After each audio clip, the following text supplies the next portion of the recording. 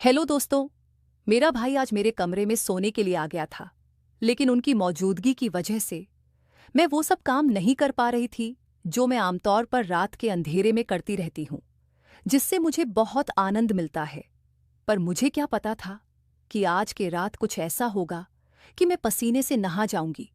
उसने केवल 2 उंगलियों से मुझे पागल कर दिया, और अब यही सब मैं आपको अपनी कहानी में बताने वाली हूँ। मेरा नाम रेखा है। मैं 26 साल की कुंवारी लड़की हूं, और मैंने अभी तक शादी नहीं की है और सोच रही थी कि शायद शादी करूंगी भी नहीं। एक बार प्यार में धोखा मिला था, और उसी दिन मैंने प्यार करना ही छोड़ दिया था, क्योंकि मैंने ठान लिया था कि अब कभी किसी लड़के के चंगुल में नहीं फंसूं। मैं एक कॉलेज में टीचर हूं, एक भारतीय लड़की हूं, पढ़ी लिखी और स्मार्ट भी हूं। मेरे तन मन में नए जमाने की खूबी है। लेकिन कल रात जो मेरे भैया ने मेरे साथ किया, उसके बाद से बहुत कुछ बदल गया है, और मेरी सोच भी अब बदल गई है। अब मुझे लगता है कि अगर कोई अच्छा लड़का मिल जाए तो शादी कर लेनी चाहिए। कल रात की बात है। मेरे भैया, जो 32 साल के हैं और आर्मी में हैं, और भाभी का हाल ही में एक ट्रेन दुर्घटना में निधन हो गया था। रात का समय था। हम लोग खाना खाकर कुछ देर टीवी देख रहे थे। फिर मैं और भाई छत पर टहलने गए। भैया ग्राउंड फ्लोर पर सोते हैं, और मैं फर्स्ट फ्लोर पर मेरे बगल वाले कमरे में मेरा छोटा भाई सोता है। रात के करीब 1 बज चुके थे, और हम दोनों नीचे आ गए थे। तभी भैया मेरे कमरे में आए और बोले, कविता, अभी नींद नहीं आ रही? चलो बातें करते हैं। हम दोनों बिस्तर पर लेटकर बातें करने लगे। बीच बीच में भैया अपने मोबाइल पर खेल रहे थे, और मैं भी अपने मोबाइल पर लोगों के स्टेटस देख रही थी। तभी जोर से बारिश होने लगी, और हल्की ठंडी हवा भी चलने लगी, जो हमें बहुत पसंद थी। देहरादून की हवा वैसे भी बहुत अच्छी होती है। कुछ देर बाद भैया सोने लगे। मैंने कहा, भैया आप अपने कमरे में जाइए, आपको नींद आ रही है। भैया नखरे करने लगे और बोले, कविता तंग मत करो ना प्लीज। ऐसा कहकर उन्होंने अपनी आंखें बंद कर ली, और 2 मिनट के बाद गहरी नींद में चले गए। मैं उठकर बाथरूम में चली गई और अपने कपड़े बदल लिए, क्योंकि मुझे टाइट कपड़ों में नींद नहीं आती। फिर मैं वापस आकर बिस्तर पर लेटी और मोबाइल पर कहानियां पढ़ने लगी।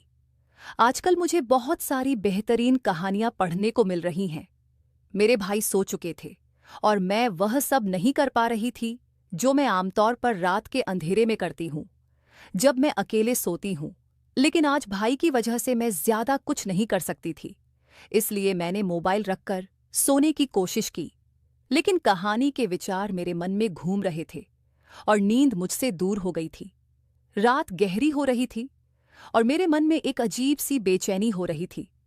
नींद तो थी ही नहीं, और दिमाग में वही कहानी चल रही थी जो मैंने सोने से पहले पढ़ी थी।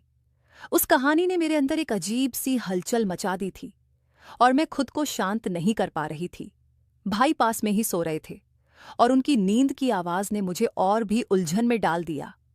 अगर वे वहां नहीं होते तो शायद मैं खुद को उस कहानी का हिस्सा बना लेती, और वो सब करती जो मुझे रात के अंधेरे में अकेले करने में आनंद मिलता है। लेकिन आज की रात कुछ अलग थी। मैं अपने ने ही ख्यालों में खोई हुई थी। तभी अचानक भाई ने करवट बदली और सीधे हो गए। मेरी नज़र अनायास उस दिशा में पड़ी, और जो मैंने देखा उससे मेरे पैरों तले जमीन खिसक गई। भैया ने बहुत पतली लुभर पहनी हुई थी, और उसकी वजह से कुछ ऐसा दिखाई दे रहा था कि देखकर मुझे शर्मा आ गई। मेरी मूड और भी खराब हो गई थी। शर्माना तो दूर, मैं अपनी नजरें उस पर से हटा ही नहीं पा रही थी। मन में एक अजीब सी उथल पुथल चल रही थी। एक तरफ मैं खुद को काबू में रखने की कोशिश कर रही थी, और दूसरी तरफ मेरे अंदर की बेचैनी बढ़ती जा रही थी। सच कहूं तो अब मुझसे और सहा नहीं जा रहा था। हर पल ऐसा महसूस हो रहा था कि अगर मैंने खुद को काबू नहीं किया तो कुछ भी हो सकता है, और यह स्थिति मेरे लिए रुक पाना नामुमकिन होगा। मेरे दिल की धड़कनें तेज हो गई, और मन में डर समा गया कि अगर कुछ गलत हो गया तो भाई मेरे बारे में क्या सोचेंगे। भैया की नज़रों में मैं कैसी नजर आऊंगी? इन सवालों ने मुझे और भी हैरान कर दिया था। लेकिन दूसरी तरफ मेरे मन में एक गहरी इच्छा भी थी, जो मुझे बार बार उस दिशा में ले रहा था, जैसे कि जो कुछ भी मैं सोच रही हूं उसे पूरा कर लो। मेरे अंदर की जद्दोजहद अब चरम पर थी। हर पल मैं खुद से लड़ रही थी, लेकिन कहीं ना कहीं मन के किसी कोने में वह पुरानी कहानी फिर से उभरने लगी थी और उसी वजह से मेरी इच्छा और भी बढ़ रही थी। अब सवाल यह था कि क्या मैं भाई को इस तूफान से बचा पाऊंगी या फिर भाई मुझे अपनी पकड़ में ले लेंगे। रात का माहौल पहले ही अजीब था और फिर भाई का फोन बजने लगा। शायद किसी ने उन्हें मैसेज किया था और वह फोन मेरी साइड में ही रखा हुआ था, क्योंकि भाई ने उसे चार्जिंग पर लगा दिया था। सोने से पहले भैया गहरी नींद में सो रहे थे, लेकिन फोन पर लगातार मैसेज आ रहे थे और उनकी आवाज ने मेरी बेचैनी को और बढ़ा दिया। मैंने सोचा क्यों ना फोन को म्यूट कर दूं ताकि आवाज बंद हो जाए, लेकिन साथ ही मेरे मन में एक सवाल उठ रहा था, इतनी रात को भैया को कौन मैसेज कर रहा होगा। मुझे भैया के फोन का पासवर्ड पता था, इसलिए बिना किसी संकोच के मैंने उनका फोन चेक किया।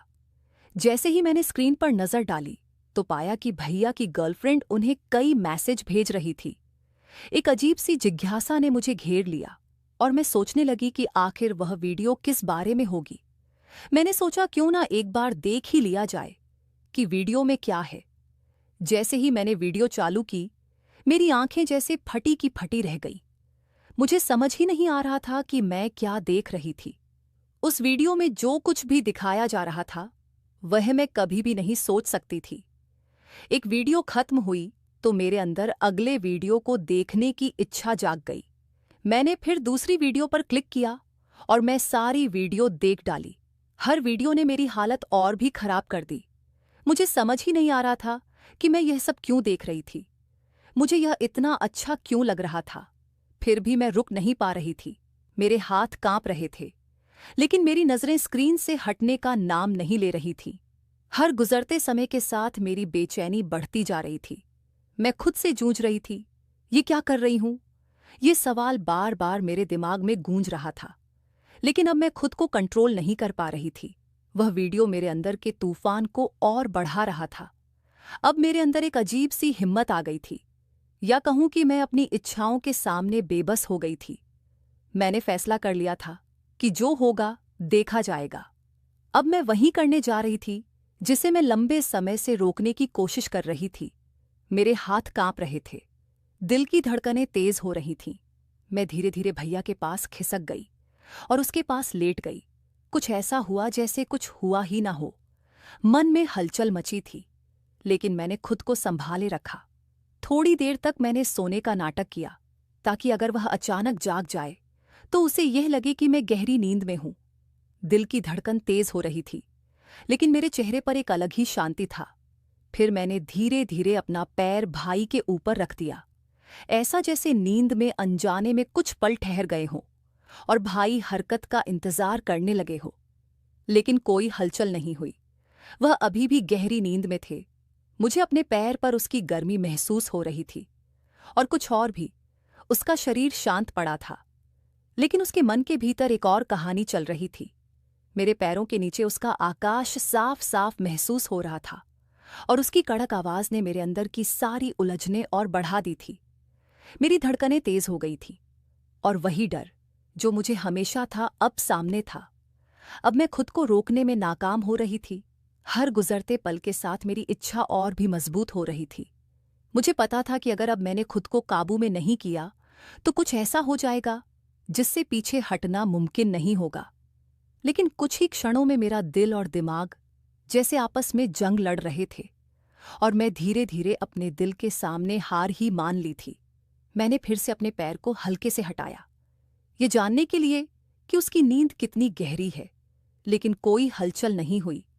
अब मेरा दिमाग ठंडा हो रहा था और बस एक ही बात मन में गूंज रही थी। रात और खामोशी मेरे अंदर एक तूफान ला रहे थे। हर पल के साथ मेरी हिम्मत बढ़ती जा रही थी। मैंने जो कदम उठाया था, अब पीछे हटना मुमकिन नहीं था। लेकिन उस समय मुझे यह नहीं पता था कि वह सोया नहीं था। दरअसल वह गहरी नींद में नहीं था, बल्कि वह तो शुरू से ही सोने का नाटक कर रहा था। मेरे हर कदम का उन्हें पहले से अंदाजा था, जो मैंने अनजाने में किया। वह सब भाई ने जानबूझकर देखा, इसलिए मुझे सजा देने के लिए भाई चुपचाप लेटे हुए थे। मैं पूरी तरह से अनजान थी कि उनकी आंखों में बंद होने के बावजूद उनका दिमाग पूरी तरह से जाग रहा था। मेरे दिल में हलचल मची, लेकिन भाई की कोई प्रतिक्रिया न देखकर मैं और भी खुश हो गई। ठीक तभी, जब मैं कुछ और करने वाली थी, उन्होंने अपनी आंखें खोल दी। मेरे दिल की धड़कन जैसे रुक सी गई। ऐसा क्या हो गया? जैसे ही उनकी आंखें खुली, मैंने तुरंत अपनी आंखें बंद कर ली। वह सोने का नाटक करने लगी, लेकिन मेरे दिल में घबराहट और बेचैनी साफ नजर आ रही थी। मुझे पता था कि मैंने खुद को एक बड़ी मुसीबत में फंसा लिया है, लेकिन अब जो होने वाला था, उसके लिए मैं बिल्कुल भी तैयार नहीं थी। तभी भाई ने मुझे उस हालत में देख लिया। कुछ कहने से पहले ही उसने बिना किसी झिझक और शर्म के अपना कदम आगे बढ़ा लिया। उसके बाद जो हुआ वह मेरे साथ वो सब कम लगातार 4 घंटे तक वह मेरे साथ कुछ ऐसा करते रहे जिसे मैं कभी नहीं भूल सकती। उस वक्त ने मेरी पूरी दुनिया ही बदल दी। लेकिन इस कहानी का अंत यही नहीं है। जो 4 घंटे तक हुआ, उसकी पूरी हकीकत मैं आपको अगले भाग में बताऊंगी। अगर आप जानना चाहते हैं कि आगे क्या हुआ था, तो मेरे चैनल को सब्सक्राइब जरूर कीजिएगा ताकि आप इस दिलचस्प और सस्पेंस से भरी कहानी का अगला भाग एंजॉय कर सकें। मैं आपकी प्यारी दोस्त मिलती हूं आपसे कल।